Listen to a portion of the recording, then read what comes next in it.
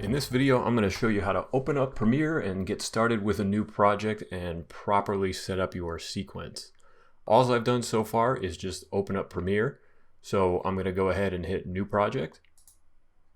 And in this first window, you want to give your project a name. So I'm just going to give this name of Test. And this location section, we want to put that in a particular folder for the project that we're going to work on. So I'm going to quickly browse to my tutorial folder and select. And this may be different depending on your machine. You can ignore all of these. The scratch disks, we're going to assume you're working on a machine with just one internal drive like the computers at Westfield State do, so you can ignore those. And the ingest settings is if you're capturing media from an external source, so we don't need to worry about that in this case. So just confirm you have everything listed and hit OK. A lot of the actions in Premiere can be done many different ways. Bringing in your clips, also known as importing your media, can be done a multitude of different ways. So for example, in this project panel here, if you right click, you can import it. You can go to File, you can import it. Control I imports it. But today we're going to use the media browser. It's basically just, you can dig through the file system on your machine and find your files. So I'm quickly going to go to our tutorial folder here. And when we find it, we're going to get our clips. These two little icons down here, depending on how you like to view things, one is a thumbnail view, which we have now.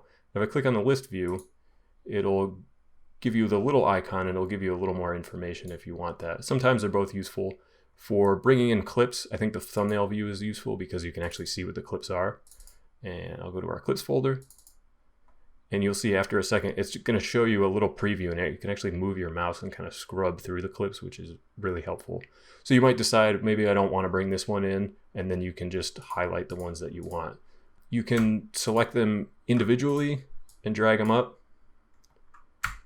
You can click and drag, select them all, bring them up. You can hold Control or Command, select a couple, bring them up. But in this case, I'm just going to highlight them all, and I'm going to bring them up. Okay, so now that we have things imported, we're going to go ahead and create a sequence. And there's a few different ways that you can do it. One of the most common would be go to File, New, Sequence. But the problem is if you do that, you have a giant list of options and codecs and frame rates and resolutions here. And if you're just starting out, it's kind of hard to make heads or tails of all this. So when you first begin, I think the easiest thing to do is determine what frame rate and resolution that your project needs to be, and then find a clip that matches that, and then go to right click, new sequence from clip. We'll do that in a second, but I'll show you what will happen if you get sort of out of sorts with this. So I have a picture here. It's just a picture of New York City. And the resolution here is gigantic. So it's 4500 by 3001. You see that's much, much bigger than our main video clips, which are 1920 by 1080. So if I right click and do new sequence from clip, it's going to create a sequence with that resolution. So the problem is if I bring in one of my video clips here, it's tiny and you'll have giant black bars around the whole thing. So we're going to go ahead and get rid of all this. And now if I right click and do new sequence from clip on one of these video clips, we have no black bars, which is exactly what we want. And you'll see if I drag this picture of New York City in here, now it fills the entire frame. So that's what we're trying to avoid by setting up the sequence properly, is having black bars when we don't want them.